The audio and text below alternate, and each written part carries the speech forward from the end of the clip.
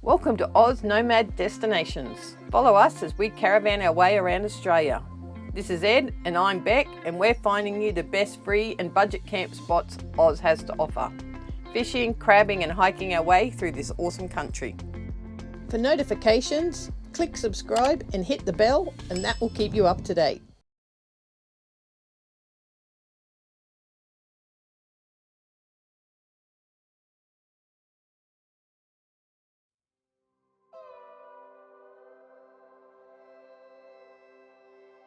South we go, and it's getting colder as we go. Tonight we're staying at the Coonabarabran golf course. I spotted this park as we drove into town yesterday afternoon. It was so pretty. I got my butt out of bed early this morning to go grab some photos. So we've just arrived at Coonabarabran and we have finally got to the autumn colours. Does it get any more beautiful than this? It's just a beautiful park.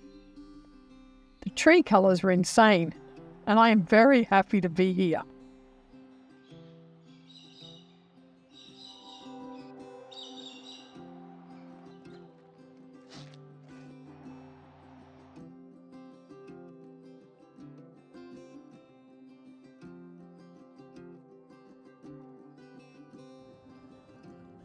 After grabbing a bottle of milk from the IGA, I headed home to see if Ed was up.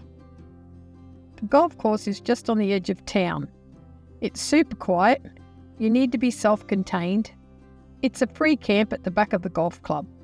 It's a little uneven, so you'll need your ramps. They just ask for you to have a drink each afternoon. We went to dinner. They have a Chinese restaurant. So off we went. They were pretty good meals, and they were huge.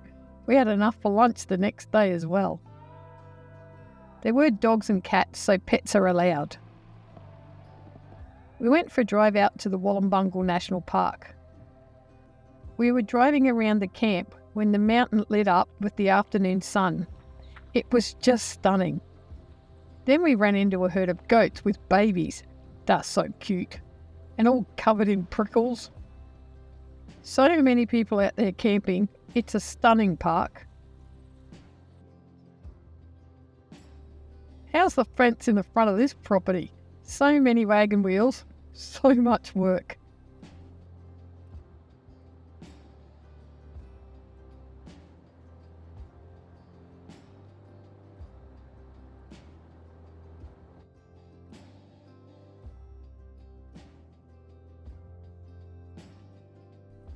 The next day we headed to Sandstone Caves. It's about 35 kilometres north of Coonabarabran in the Pilliga National Park.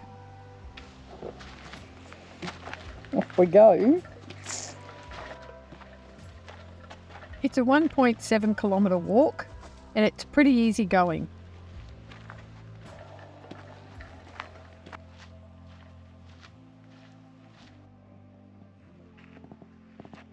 There are toilets about 100 metres up the track. We found the caves very interesting. There was so much to look at. It took us ages to get through the walk. There were little caves and holes and crevices everywhere. The path was pretty good and there was a few steps and a few rocks, etc. to step over. You have to think that was a waterfall. The colours in the sandstone were amazing. Pinks and yellows and blues and greens. Oh, is that what it's for? Grooves. Oh, right, that's the go. I'm not sure how this rock was formed, but it did have some pretty unusual curves and formations in the stone. Some holes looked like there was animals living in them. There were lots of footprints going into the caves.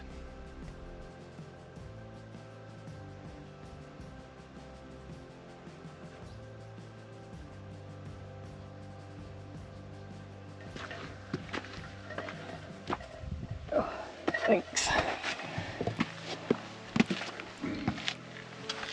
Then we reached the lookout that looks over the Pilliga. This national park is 90 kilometres by 70 kilometres, or 840,000 hectares, with 2,000 kilometres of walking trails. It all links together with the Warrumbungles and the Mount Pilliga National Park. We spotted these droppings and we weren't sure what they're from. If you know, leave it in the comments. I would love to know. We think it might have been goats, but not 100% sure. Whatever it is, I reckon it lives in this cave, up there in that hole. Ed found this line of itchy grubs. You could see the trail they'd left in the sand.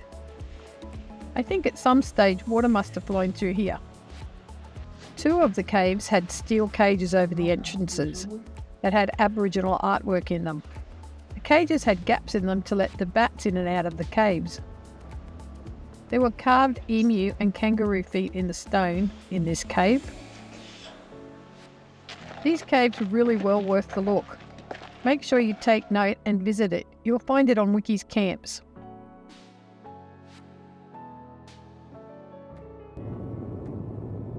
"40 kilometres west is the picnic grounds and the sculptures in the scrub walk. Off we set on the dirt road, but it was in pretty good condition. When we arrived, there were picnic tables, barbecues and toilets at the grounds. We had a bite to eat and set off to check out the sculptures. The path was pretty good with a few steps. We did the ridge walk. There is a circuit that runs along the ridge and then down into the gorge. The sculptures were really good. They were really professional. I'm not sure what I'd expected, but I was pleasantly surprised. I suppose I was thinking they're going to be a bit like the animals on the bike sculptures. These were beautiful." So we are at the Pilliga National Park and we're doing the sculptures in the forest walk. Actually, I think it's called Sculptures in the Scrub, but don't quote me.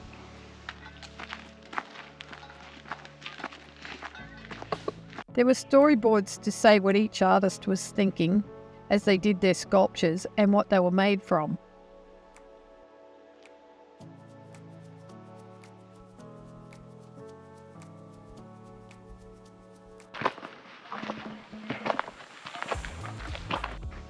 How they got these 2 marble statues up here is beyond me.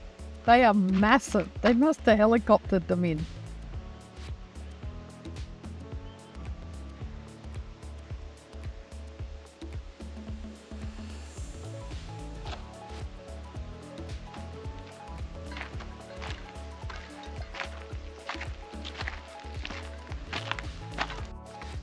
Watch out for the snake. That's got to be an emu's. Yeah. And that looks like a river down the bottom. And the stars in the sky and a shooting star or a comet. And that big snake with a rainbow serpent. How pretty is the side of this rock? It's just stunning. And there's the underground rainbow serpent and the Milky Way.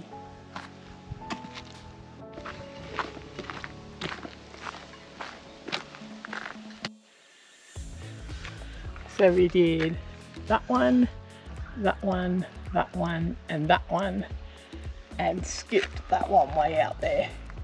My favourite was the orange stone and the carvings in it. It was number 4.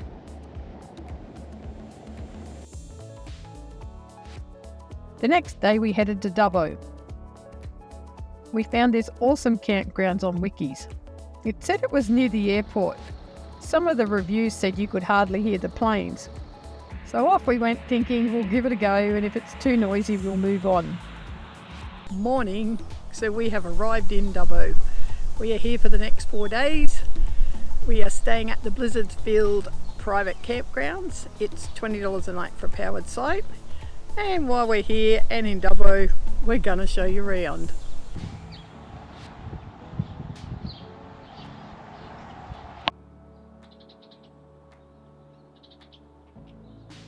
The first morning I got up to get this footage and it was so cold, even the grass was frozen. There is power hookup. There is water on site, but you need to fetch it. There's no hookup. There's a laundry and a book exchange. No toilets or showers. You need to have them on board.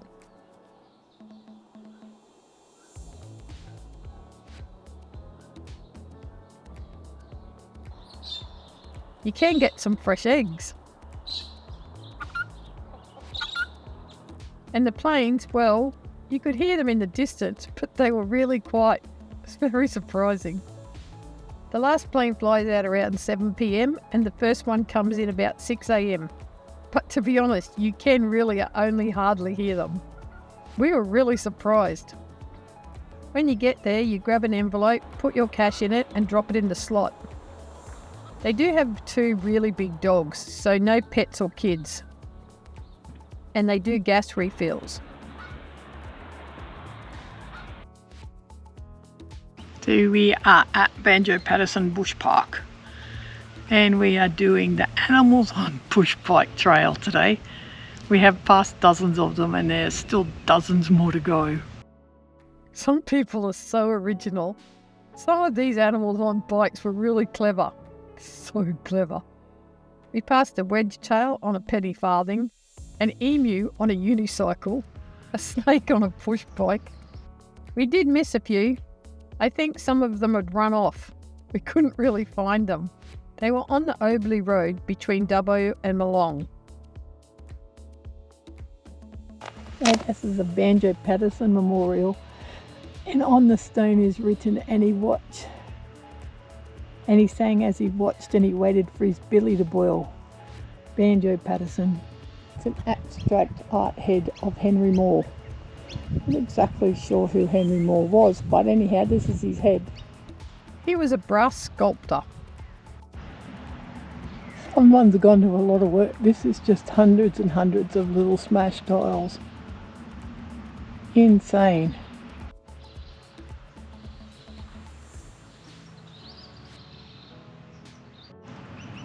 It's really good looking. It's in that Banjo Patterson Park. I think the name of the town is Newell. So now we are on Banjo Patterson Way and heading to Milong for lunch. And then from there we're going to go for a walk in a cave. The highlight of the trip was the old buildings in these little towns.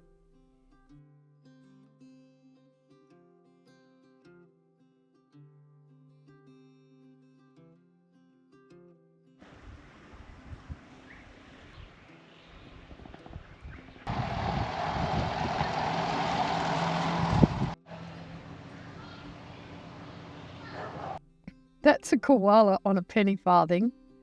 It's an eagle on a Harley. Go figure.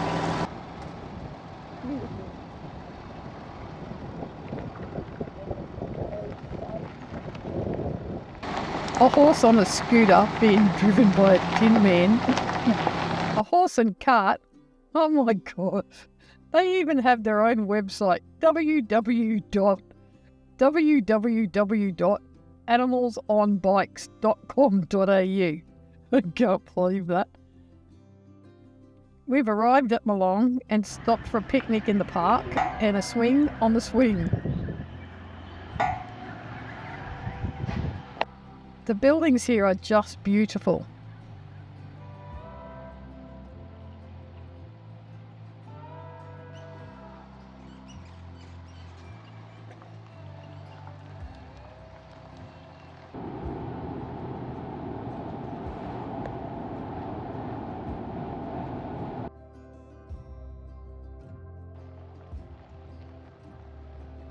Three kilometres further south, we arrived at Bourne Reserve.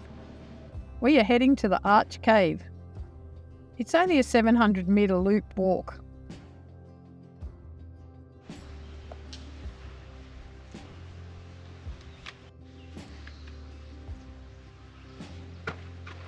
So we are at the Borenore Karst Conservation Reserve and we are about to walk to the Arch Cave.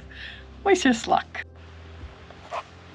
To do the loop, you have to do a bit of a rock scramble. The creek runs through the cave.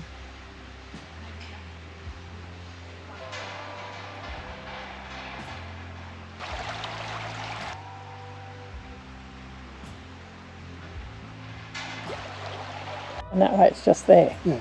but you have to climb over the rocks when you get up there. I suppose once you get there, it can easily just come back. It's only 100 metres. The water there goes in underneath the cave. Make sure you bring a torch so you can climb over the rocks. It gets a bit muddy, so wear good shoes.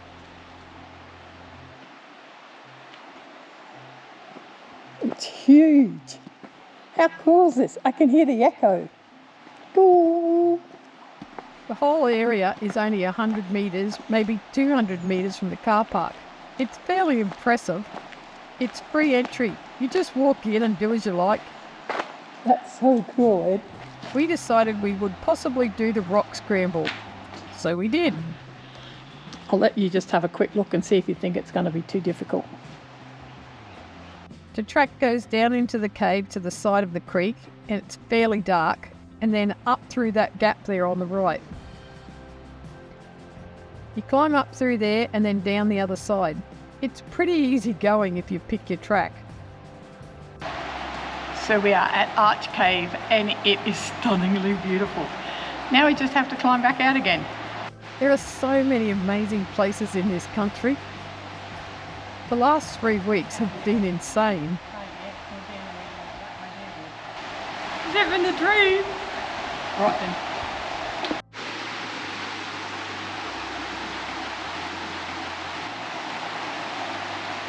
Oh my God, this is so beautiful.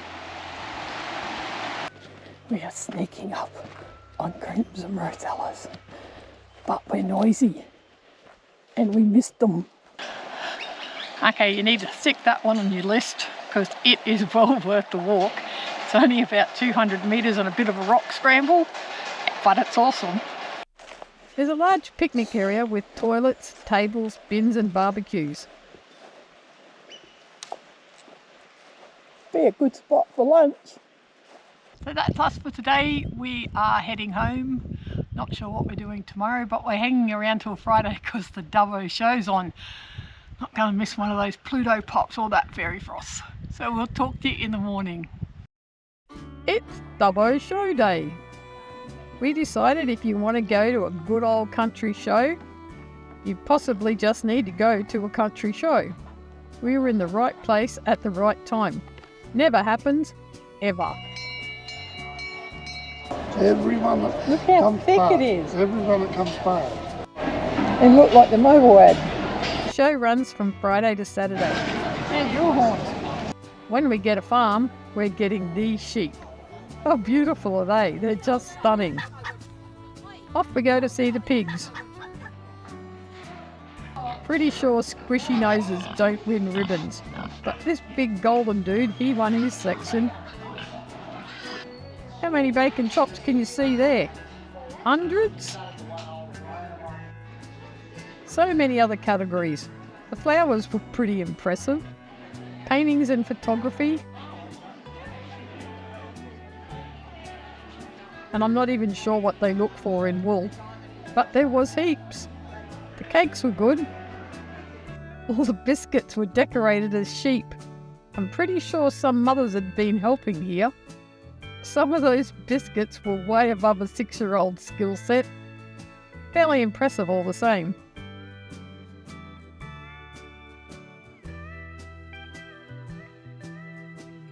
We took a break and watched the wood chops. I got caught calling it axing. Lunchtime. Now there are only 2 things I go to the show for: Pluto pups and fairy floss.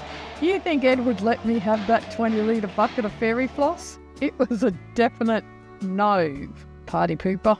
So then we ended up at the Sports Shear New South Wales Dubbo State Finals. At first we weren't sure what we were watching. Then we worked out it was the state finals. Go figure. We sat there for a couple of hours, then headed home. Well, that's it for this week. Be kind, love your life, stay happy, and we'll see you next week, Sunday at 6 a.m. Off we go to who knows where. There is no set plan today. We're heading to Nyngan.